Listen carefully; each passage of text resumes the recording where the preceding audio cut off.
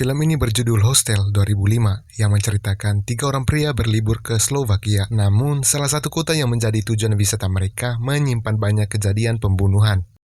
Bahkan, para korban yang dilaporkan menghilang, kepolisian belum menemukan pelaku di balik hilangnya beberapa turis di kota itu. Untuk lebih jelasnya, ayo kita simak filmnya bersama-sama.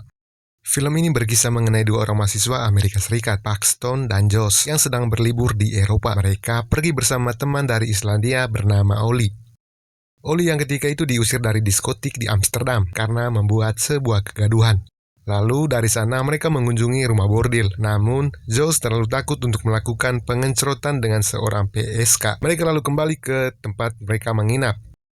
Dan di sana, mereka bertemu dengan seorang pria berkebangsaan Rusia yang bernama Alex. Ia memberitahu mereka mengenai sebuah penginapan di Slovakia yang penuh dengan perempuan cantik. Mereka lalu pergi ke Slovakia pada keesokan hari. Dalam kereta tersebut, mereka yang sedang asik mengobrol, seorang pria parubaya tiba-tiba menghampiri dan mengajak mereka bertiga untuk mengobrol dengan menunjukkan foto putrinya. Namun, obrolan mereka harus terhenti ketika pria tersebut memegang paha Josh. Merasa risih, Josh lalu mengusirnya. Setibanya di stasiun, mereka bertiga lalu menaiki sebuah taksi yang akan membawa mereka menuju ke penginapan. Setibanya di penginapan, mereka bertiga lalu menemui resepsionis untuk memesan kamar. Dan 2 wanita yang ketika itu juga sedang berlibur. Lalu mereka pun mulai berkenalan. Natalia dan Steph pun mengizinkan mereka bertiga untuk mandi bersama sambil mengobrol.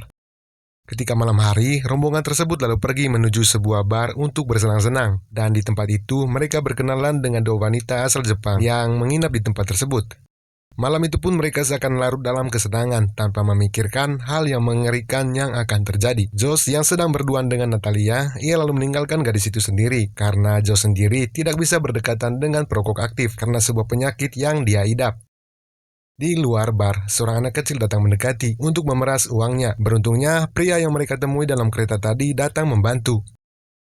Untuk menebus kesalahannya, Josh lalu mengajak pria tersebut untuk minum bersama.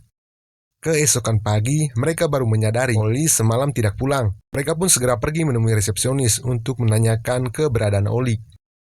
Pria tersebut berkata, semalam Oli telah pergi dari penginapan dengan meninggalkan secari kertas. Josh pun coba menghubungi Oli, namun handphonenya tidak aktif. Tiba-tiba, Kara berlari menuju ke arah mereka, hendak memberitahukan sesuatu. Ternyata, teman Kara pun mengalami hal yang sama. Namun, ia dikirimkan sebuah foto Oli bersama temannya dengan sebuah ucapan perpisahan. Mencoba berpikir positif, mereka berdua lalu melanjutkan pencarian dengan menunjukkan foto Oli. Seorang pria yang memakai jaket yang hampir sama yang dipakai Oli semalam, mereka lalu mengejar pria tersebut, yang ketika didekati, ternyata pria tersebut bukanlah orang yang mereka cari. Merasa putus asa, mereka memutuskan segera kembali ke penginapan. Namun, Oli mengirim pesan kepada mereka berdua dengan berkata ia sudah sampai rumah. Hal tersebut berbanding terbalik. Oli telah tewas dengan kepalanya telah dipenggal. Di ruangan itu, kita juga diperlihatkan teman Kana yang sedang diikat dalam sebuah kursi. Perlahan, psikopat tersebut mulai mencabuti kuku wanita itu. Kembali pada Paxton dan Josh, sebelum kembali ke negaranya, malam itu mereka memutuskan untuk bersenang-senang terlebih dahulu. Beberapa minuman diteguk membuat Josh mulai kehilangan kendali dan ia memutuskan pulang lebih awal menuju penginapan. Resepsionis yang mengetahui Josh mabuk berat lalu mengantarnya untuk beristirahat. Sedangkan Paxton malam itu ia tertidur dalam sebuah ruangan di bar tadi. Ketika terbangun, sang psikopat lalu membuka penutup wajah Josh. Dalam ruangan tersebut, sang psikopat lalu mengambil sebuah bor dan tanpa ampun, psikopat mulai menyiksanya. Dan dari sini kita baru mengetahui pria parubaya tadi adalah dalang di balik pembunuhan Oli dan wanita Jepang, yaitu teman Kana. Setelah cukup puas membuat Josh kesakitan, pria tersebut melepaskan borgol dan menyuruh Josh untuk kabur. Ternyata sang psikopat telah mengiris pergelangan kaki Josh hingga ia pun harus tersungkur, dan psikopat tersebut mengambil sebilah pisau lalu menggorok lehernya. Ketika pagi hari, Paxton yang baru tiba di penginapan, resepsionis lalu mengambil barang-barang milik Paxton karena pada pagi itu hari terakhir ia menginap. Ketika menanyakan keberadaan Josh, resepsionis berkata Josh sudah check-in sedari tadi. Merasa ada hal yang janggal, Paxton kembali ke kamar mereka menginap dan dalam kamar tersebut 2 wanita menyambut.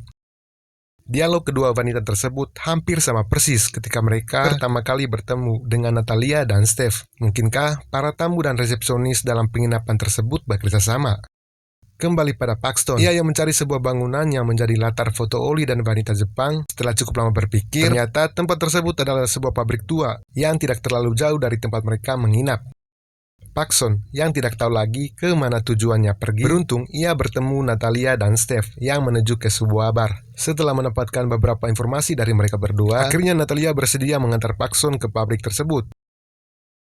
Penjagaan yang ketat membuat Paxton semakin cemas dengan nasib teman-temannya saat ini. Semakin ke dalam, bangunan tersebut semakin gelap. Dalam ruangan yang berbeda, beberapa orang sedang melakukan pembedahan organ tubuh, dan beberapa korban lainnya masih terikat.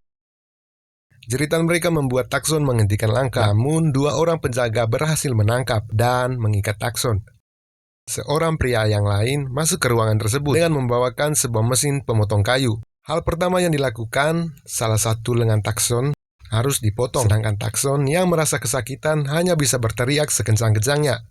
Ketika hendak mengincar bagian lain dari tubuhnya, tiba-tiba pria tersebut terpleset dengan banyaknya genangan darah di lantai, hingga mesin tersebut mencabik-cabik tubuhnya. Ia pun segera meraih sepucuk senjata dan menembaki pria tersebut. Karena mendengar suara tembakan, salah satu di antara mereka mendekat. Paxton berhasil membunuhnya, dan dengan cepat ia segera pergi dari ruangan itu. Karena terus-menerus dikejar, Paxton lalu bersembunyi dalam sebuah ruangan. Ruangan tersebut dikhususkan untuk menyimpan mayat. Di ruangan itu pun ia melihat mayat kedua rekannya. Seorang karyawan dari pabrik tersebut lalu menumpuk mayat-mayat untuk dipindahkan ke tempat lain. Karena takut ketahuan dalam tumpukan mayat-mayat tadi, Paxton bersembunyi, hingga ia berhasil menyelinap ke sebuah ruangan lain dalam pabrik tersebut. Dari balik jendela, Paxton melihat seorang anggota polisi yang sedang berbincang-bincang dengan beberapa karyawan pabrik tersebut. Dari sini kita bisa simpulkan para aparat penegak hukum pun membiarkan pembunuhan terjadi di kota itu. Hingga ketika Paxton selesai berganti baju dalam sebuah laci, ia menemukan sebuah brosur pabrik tersebut yang bernama Elite Haunting. Lebih mencengangkan lagi, dalam brosur tersebut tercantum list harga bagi para turis yang akan datang ke kota mereka. Untuk harga paling mahal adalah turis dari Amerika, berkisar 25.000 US dollar. Singkat cerita, Paxton telah berhasil menyelinap masuk ke dalam sebuah mobil. Ketika hendak meninggalkan tempat itu, ia mendengarkan suara teriakan seorang wanita. Dengan bermodalkan pistol yang ia bawa dari tadi, beberapa peluru ia layangkan ke arah pria tersebut. Ternyata wanita itu adalah Kana, dengan bola matanya yang telah dibakar. Untuk membebaskan Kana, Paxton harus mencongkel salah satu bola matanya. Beruntung mereka berdua segera pergi dari tempat tersebut. Di tengah jalan, mereka malah berpapasan dengan Alex, Natalia, dan Steph. Jika diingat-ingat, Alex lah yang merekomendasikan mereka bertiga untuk berlibur ke tempat tadi. Karena masih merasa kesal dengan brutal, Paxton lalu menancapkan mobil dan menabrak mereka. Perjalanan yang menempuh waktu lama menuju stasiun memaksa mereka harus meninggalkan mobil. Karena beberapa polisi yang bekerja sama dengan para psikopat telah mendapatkan informasi tentang kaburnya Paxton dan Hannah. Setibanya di stasiun, Hannah yang frustasi lalu menabrakkan tubuhnya ke kereta hingga ia tewas. Sedangkan Paxton berhasil masuk ke dalam kereta tersebut. Dalam kereta itu, ia mendengar percakapan yang tak asing di telinganya. Setelah ditengok, ternyata orang tersebut adalah pria parubaya yang mereka temui di awal film tadi. Ketika kereta berhenti, diam-diam Paxton mengikuti pria tersebut bersama putrinya. Pria itu pun segera pergi menuju toilet dan meninggalkan putri kecilnya sendiri. Pada kesempatan itu, Paxton lalu menculik putrinya demi membalaskan dendam atas kematian teman-temannya. Dan film pun selesai.